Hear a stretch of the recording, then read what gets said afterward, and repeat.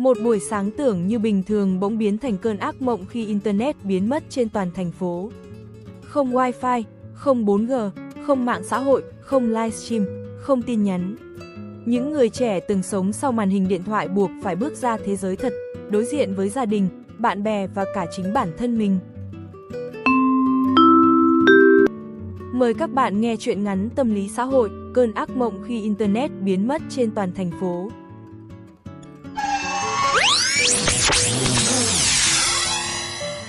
Bảy giờ sáng, Minh mở mắt theo phản xạ quen thuộc, tay cậu quờ ngay xuống gối tìm điện thoại. Màn hình sáng lên, không có thông báo, Minh nhíu mày, không Facebook, không TikTok, không Instagram, Messenger quay vòng tròn vô tận, Wi-Fi lỗi à? Cậu ngồi bật dậy, khởi động lại modem, đèn tín hiệu đỏ chói như con mắt đang hấp hối. Minh đổi sang dữ liệu di động, không có mạng, 1 phút, 3 phút, 10 phút, cả thành phố bắt đầu hoang mang. Ngoài cửa sổ chung cư, tiếng người vọng lên hỗn loạn, 4 giờ cũng chết rồi. Nhà tôi mất mạng luôn, có chiến tranh mạng à? Hacker tấn công hả? Minh mặc kệ, điều khiến cậu khó chịu hơn cả là video tối qua đăng lên vẫn chưa biết được bao nhiêu view.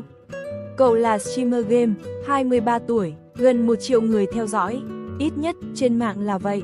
Ngoài đời, Minh sống một mình trong căn hộ thuê chật hẹp. Ba mẹ ở quê nhiều năm không gặp, người yêu cũ chia tay vì câu nói, anh nói chuyện với người lạ trên livestream nhiều hơn nói chuyện với em. Khi đó mình chỉ cười nhạt, tiền kiếm được từ mạng mới là thật. Đến trưa, thành phố như phát điên, các quán cà phê đông nghịt người nhưng không ai làm việc được. Nhân viên văn phòng ngồi bất lực nhìn màn hình trắng, những shipper đứng đầy đường vì app không hoạt động. Ở công viên, lần đầu tiên sau nhiều năm, người ta ngẩng đầu lên khỏi điện thoại. Nhưng không ai biết phải làm gì tiếp theo. Minh xuống dưới siêu thị mua mì gói. Hàng dài chen chúc, một cô gái tóc ngắn phía trước quay lại, anh có tiền mặt không? Hả, máy thanh toán online chết rồi. Minh đứng sững, từ lúc nào cậu không còn mang ví tiền? Cô gái bật cười, người thời đại mới gặp hạn rồi nhé. Đó là lần đầu tiên trong nhiều năm, Minh nói chuyện với một người lạ mà không thông qua màn hình. Cô gái tên Linh, 22 tuổi, là họa sĩ vẽ minh họa tự do. Công việc của tôi cũng chết theo Internet rồi, cô thở dài. Khách hàng toàn online, thế giờ làm gì? Linh nhún vai, sống thử như năm 1999. Đêm đầu tiên không Internet khiến cả thành phố mất ngủ. Không Netflix, không game online, không mạng xã hội, sự im lặng đáng sợ phủ xuống. Minh nằm trên giường, lần đầu tiên nhận ra tiếng quạt quay lớn đến mức nào.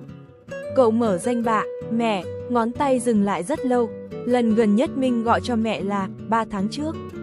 Cuối cùng cậu bỏ điện thoại xuống, không biết phải nói gì.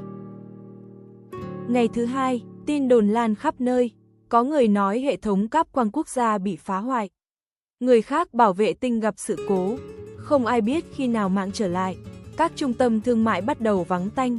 Những người trẻ như mất linh hồn. Một nhóm học sinh ngồi ở bậc thềm công viên. Chán quá, không có mạng sống sao nổi. Tao quên mất ngoài đời tụi mày nói chuyện như thế nào luôn. Họ cười gượng, Minh đi ngang qua, chợt thấy buồn cười. Cậu từng giống hệt vậy. Buổi chiều, Minh gặp lại Linh ở tiệm sách cũ. Nơi ấy đông bất ngờ, người ta bắt đầu mua sách vì chẳng còn gì để lướt. Linh đang ngồi ở góc cửa sổ, ký họa bằng bút chì. Anh ngồi không? Minh kéo ghế, cô không thấy chán à? Có, vậy sao còn bình tĩnh? Linh im lặng vài giây rồi đáp, vì trước đây tôi từng mất một người. Minh nhìn cô, anh trai tôi, Linh nói khẽ, anh ấy sống trên mạng nhiều hơn ngoài đời. Một hôm tai nạn xảy ra khi đang lái xe và livestream. Không khí trùng xuống, sau đó tôi mới nhận ra, người chết ngoài đời không thể hồi sinh bằng một nút xe. Minh không biết trả lời thế nào. Ngày thứ ba, thành phố bắt đầu thay đổi. Ở sân chung cư, trẻ con chạy nhảy thay vì cắm mặt vào máy tính bảng. Các cụ già mang cờ ra đánh dưới gốc cây. Những quán ăn vốn yên lặng giờ đầy tiếng nói cười. Không ai chụp ảnh món ăn nữa. Người ta ăn thật, nói chuyện thật, nhìn nhau thật. Mình bỗng thấy thế giới kỳ lạ đến đau lòng. Hóa ra bấy lâu nay, mọi người sống gần nhau đến vậy. Chỉ là chẳng ai nhìn lên. Buổi tối, Minh về quê, chuyến xe khách không còn ai đeo tai nghe. Người ta trò chuyện với nhau như những năm cũ. Một bà cụ kể chuyện chiến tranh.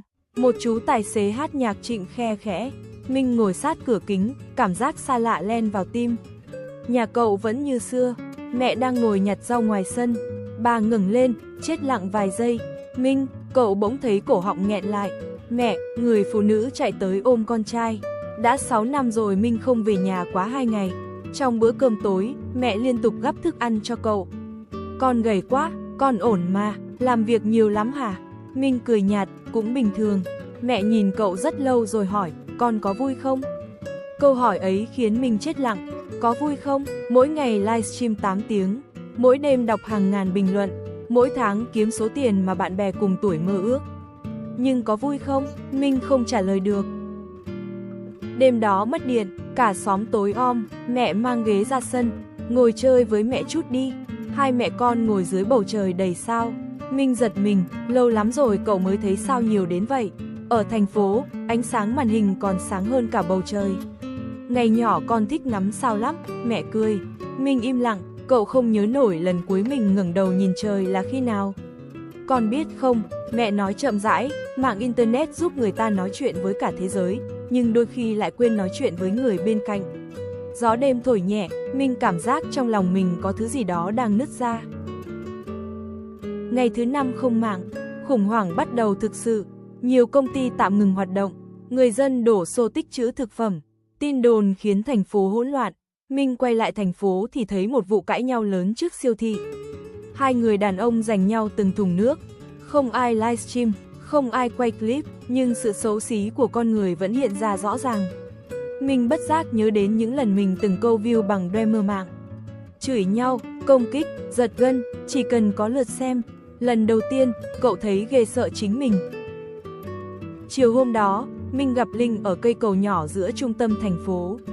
Cô đang phát miễn phí những bức ký họa chân dung. Tự nhiên tốt bụng vậy. Linh cười, tôi muốn nhớ mặt mọi người. Để làm gì? Vì trên mạng ai cũng là ảnh đại diện. Minh ngồi xuống, vẽ tôi đi. Linh nhìn cậu rất lâu rồi bắt đầu phác họa. Không điện thoại, không filter, không chỉnh sửa, chỉ có tiếng bút chì sột soạt. Lần đầu tiên trong đời, Minh thấy mình hiện diện thật sự. Đêm thứ 6, Internet trở lại, cả thành phố vỡ òa. Tiếng reo hò vang lên từ mọi căn hộ. Điện thoại rung liên tục, tin nhắn, thông báo, email, livestream, video, mọi thứ quay lại như một cơn lũ. Minh nhìn màn hình sáng rực, tài khoản của cậu đầy tin nhắn, anh đâu rồi? Livestream đi, fan nhớ anh quá. Con số thông báo tăng chóng mặt, nhưng kỳ lạ thay, Minh không còn thấy phấn khích. Cậu bước ra ban công, bên dưới, mọi người lập tức cúi xuống điện thoại như chưa từng có 6 ngày đặc biệt ấy. Công viên lại im lặng, quán ăn lại đầy ánh sáng xanh từ màn hình. Một đứa bé kéo áo mẹ ơi chơi với con đi. Người mẹ đáp mà mắt không rời điện thoại, đợi mẹ chút. Minh bỗng thấy tim mình nhói lên. Tối đó, cậu mở livestream sau gần 1 tuần biến mất. Hơn 200.000 người vào xem chỉ sau vài phút. Bình luận chạy điên cuồng. Anh mất tích luôn à? Kể chuyện đi, có phải tận thế không? Minh nhìn camera thật lâu, rồi cậu nói, hôm nay, tôi không chơi game. Khung chat ngập dấu hỏi. Minh hít sâu, tôi chỉ muốn hỏi mọi người một câu. Cậu dừng lại vài giây. Lần cuối cùng bạn ôm bố mẹ là khi nào? Khung chat chậm dần. Lần cuối bạn ngồi ăn mà không nhìn điện thoại là bao giờ? Lần cuối bạn thật sự nói chuyện với một người, không phải qua màn hình. Không ai spam nữa. Minh nhìn hàng trăm nghìn con người phía sau màn hình kia. Và lần đầu tiên, cậu không muốn giữ họ ở lại bằng sự giải trí rẻ tiền. Cậu nói nhỏ, nếu một ngày mạng biến mất mãi mãi, liệu chúng ta còn ai bên cạnh không? Livestream kết thúc sau 10 phút. Không quảng cáo, không donate, không game, chỉ có sự im lặng. Một tuần sau, Minh đóng bớt công việc online. Cậu bắt đầu ra ngoài nhiều hơn, đi ăn với mẹ, đọc sách, gặp bạn bè cũ. Thỉnh thoảng cậu vẫn livestream, nhưng ít hơn, và thật hơn. Một chiều mưa, Minh gặp lại Linh ở tiệm sách cũ. Anh thay đổi rồi, có lẽ. Linh mỉm cười, Internet quay lại rồi mà. Minh nhìn dòng người ngoài phố, ai cũng cầm điện thoại, ai cũng kết nối, nhưng dường như vẫn cô đơn. Cậu quay sang Linh, hay là một ngày nào đó, mình lại tắt mạng? Linh bật cười, không cần tắt cả thế giới đâu. Cô chỉ vào ngực Minh, chỉ cần đừng để nơi này mất sóng là được. Ngoài trời, mưa vẫn rơi. Trong quán sách nhỏ, hai con người ngồi đối diện nhau, không ai chạm vào điện thoại. Và có lẽ, đó mới là kết nối mạnh nhất. Cảm ơn các bạn đã lắng nghe. Bạn nghĩ sao về câu chuyện này? Hãy để lại bình luận nhé!